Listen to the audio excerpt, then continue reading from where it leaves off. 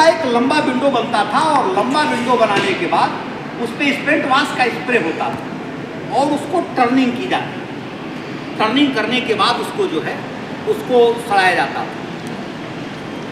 आपका ऑर्गेनिक बनाने का 2 मेथड होता है, एक एरोबिक डिकम्पोजिशन होता है, एक इनारोबिक होता है।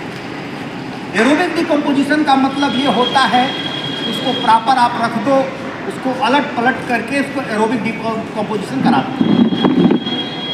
जो एनारोबिक होता है, एनारोबिक में आप कल्चर डालते हो या स्प्रेइंग किसी चीज़ का करते हो या यूरिया डाल के चलाते हो, टर्निंग करना पड़ता है प्रॉपर वे में, उसको पर डे टर्निंग करनी पड़ती है, स्प्रेइंग होती है, तो उससे वो डिकम्पोज किया जाता है, उसके फाइबर को लेस किया जाता है। जैसे आप घर में गोबर की खाद जो होती है, गोबर की खाद को लोग कहते हैं कि गड्ढे में डाल दो, लेकिन गड्ढे में डाल देते हो, यदि नीचे आप उसको एयर नहीं मिलता है तो आप देखते हो गोबर कच्चा ही रह जाता है। इसीलिए कहा जाता है कि एक आध बार उलट पलट दो उसको, उलटने पलटने के बाद वो डिकम्पोज हो जाता है, प्रॉपर एयरेशन पाता है, वो डिकम्पोज हो जाता है, नमी अपने आप उसमें रहती है गोबर में, तो डिकम्पोज करने में वो सहायक होती है। पहले जो नाडे बर्मी का कॉन्सेप्ट था, सरकार भी बड़ा प्रयास कर रही थी कि नाडे बनाओ, बर्मी बनाओ, तो नाडे बर्मी आप लोगों ने तो पढ़ा होगा, आपने आपके एजुकेशन में है। बर्मी कंपोस्ट और नाडे जो बनाने का मेथड है सेम, आपकी कंपनी को लाइसेंस नाडे बर्मी का भी है, बर्मी का है, नाडे का तो नहीं है, बर्मी का लाइसेंस है आपका। तो बर्मी बनाने का मेथड आप सबको पता है, जानते हो बर्मी कंपोस्ट कैसे बनता है? कोई नहीं जानता है? जानते हो? बर्मी कंपोस्ट बनाने के लिए एक गड्ढा बनता है, 3 बाई 6 का गड्ढा बनाया जाता है, जिसकी हाइट 1.5 फुट की जाती है। आप जितनी बड़ी कर सकते हो उसका कोई मानक नहीं, लेकिन एक कॉन्सेप्ट दिया गया कि 1.5 फुट ऊंचा, 3 फुट चौड़ा और 6 फुट लंबा गड्ढा बनाओ। और नीचे जो है एक कंक्रीट या ईंट की एक लेयर डाल दी जाती है, केचुआ जो है नीचे न जाने पाए। उसमें होता क्या है कि पहली लेयर में पहले मिट्टी डाल दी जाती है कि मिट्टी तक वो डिकम्पोज न करता। उसके बाद दूसरे लेयर पे आप उस पर गोबर की खाद डालो, मिट्टी डालो, फिर एग्रीकल्चर एनी वेस्टेज, चाहे आप गोभी का पत्ता डाल दो, सड़ा फल डाल दो, जो भी डाल दो, डालते जाओ, एक लेयर गोबर डालते जाओ, उसको डालते जाओ, ऊपर केचुआ डाल दो। केचुआ 2 तरह का, एक इंडियन केचुआ, एक इटालियन केचुआ। इंडियन केचुआ जैसे हम सब आलसी हैं, हम लोगों की तरह आलसी है, खाने के बाद तो सोना पसंद करता है, लेकिन इटालियन केचुआ जो है वो खाता है और कंटिन्यूसन बीट करता है, वो बीट करता जाएगा और वो धीरे धीरे खाता जाएगा और नीचे चलता चला जाएगा, और जैसे जैसे वो नीचे जाएगा वैसे ऊपर आपकी खाद तैयार होती चली जाती है। उसको तैयार करने के लिए एक तो छाया जरूरी है, दूसरा ऊपर किसी जूट का जब भर दिया जाता है उस गड्ढे को, तो जूट का बोरा लगा करके उस पर नमी दी जाती है। जब नमी देते हो तो उसका 2 काम कर सकते हो, एक पाइप लगा करके नीचे एक साइड में गड्ढा बना सकते हो, तो जो पानी जो उसका सिपेस करके नीचे जाता है,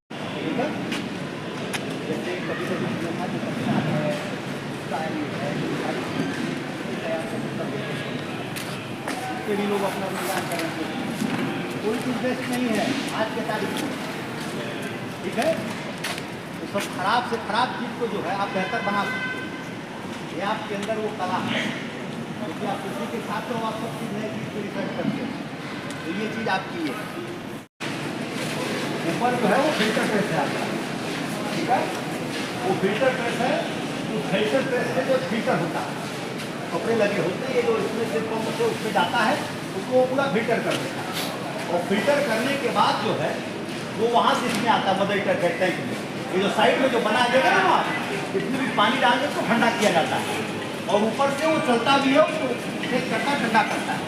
ठंडा करने के बाद ये पंप के माध्यम से इसमें आता है क्रिस्टलाइजर, क्रिस्टलाइज करके भी आस्ता है, इससे पानी नीचे कर देता है, फिर पंप से पानी उसमें जाता है, फिर पंप से उसको भी पानी का यूज़ कर दिया जाता है। ये इसका पूरा कैटल फीड का ये पूरा मेथड है आप, तो इस तरीके से आप ये जो है पशुहार आप बनाते हो, ठीक है? समझ में आया? आइए,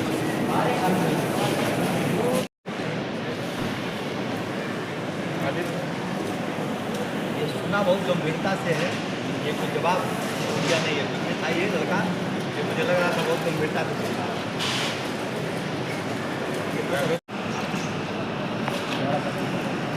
चीज है, जितने भी प्रोडक्ट सल्फर के होते हैं उन्हें मारिए, जलना चाहिए और बारूद की पटाखे की तरह गंद मारना चाहिए सल्फर कच्चा, क्योंकि उसमें सर 80% एल्गिसाइड और प्लस 7% जितने भी प्रकार के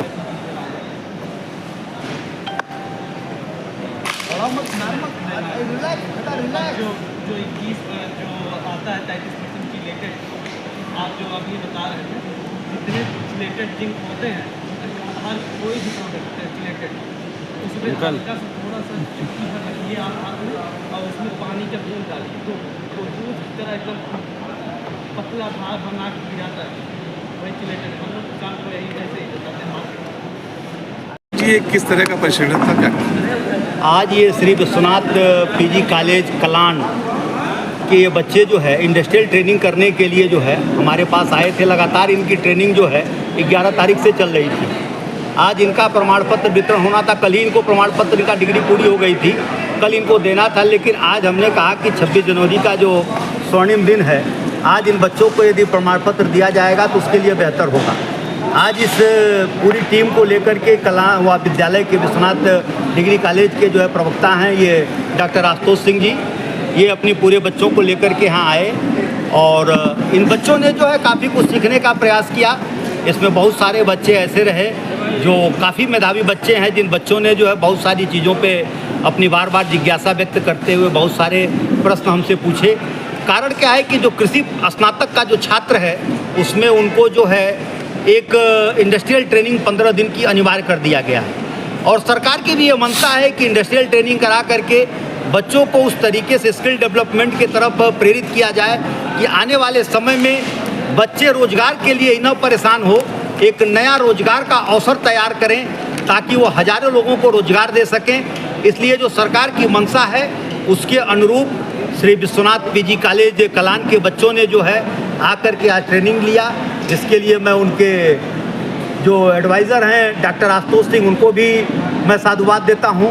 अपने डायरेक्टर आदरणीय अनिल मोहन श्रीवास्तव जी को भी साधुवाद देता हूं कि उन्होंने भी अपने व्यस्तम समय में से समय निकाल करके इन बच्चों को ट्रेनिंग में जो है अपना सहयोग प्रदान किया। क्या सीखा बच्चों ने आज? क्या बच्चों ने आज यहाँ सीखा कि इंडस्ट्री लगाने के लिए पहले तो सबसे पहले जो बजटिंग होती है उस बजटिंग को कैसे किया जाए, कौन सी इंडस्ट्री लगाई जाए और किस जगह पर लगाई जाए कि जहाँ पे उसके रॉ मटेरियल इजीली अवेलेबल हो, उसकी मार्केटिंग इजीली अवेलेबल हो। इन सारी चीज़ों की उनको मैंने ट्रेनिंग दिया कि आप आसानी से इन चीज़ों को जो है अपने करके अपने परिवार को, अपने राष्ट्र को समृद्धशाली बना सकते हैं। किस जिले के बच्चे हैं ये बच्चे? कई जिलों के हैं जो उस महाविद्यालय में पढ़ते हैं, कोई एक जिला नहीं है, उसमें कई जिलों के बच्चे हैं। आजमगढ़ के हैं, मऊ के हैं, बलिया के हैं, गाजीपुर के हैं, सुल्तानपुर के हैं, अंबेडकर नगर के हैं, तमाम जनपदों के बच्चे उस महाविद्यालय में पढ़ते हैं।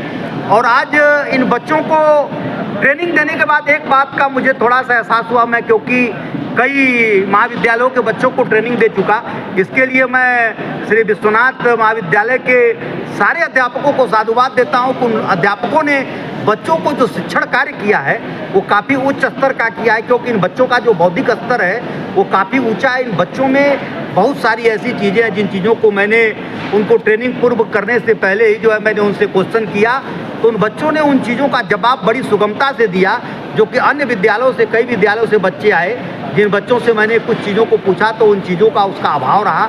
इसके लिए मैं उस पूरे विद्यालय परिवार को, उस विद्यालय की प्रबंध समिति को, उस विद्यालय के सभी शिक्षकों को साधुवाद देता हूँ कि आप लोग इसी तरीके का शिक्षण कार्य करते रहें ताकि बच्चों का सर्वांगीण विकास हो सके, क्योंकि शिक्षा का उद्देश्य होता है कि बच्चों का चारित्रिक, वैचारिक और मानसिक विकास, और जब तक बच्चों का सर्वांगीण विकास नहीं होगा तब तक राष्ट्र का निर्माण संभव नहीं है। गोपाल एग्रो का आज भ्रमण कराया गया बच्चों को, क्या कुछ यहाँ नया उनको देखने को मिला है? देखिए, गोपाल एग्रो द्वारा जो है ऑर्गेनिक खाद का, केमिकल फर्टिलाइजर का और कैटल फीड का उत्पादन किया जाता है, जो कि गोपाल एग्रो द्वारा जो केमिकल प्लांट लगाया गया वो पूर्वांचल का पहला वेल इस्टेब्लिश प्लांट है।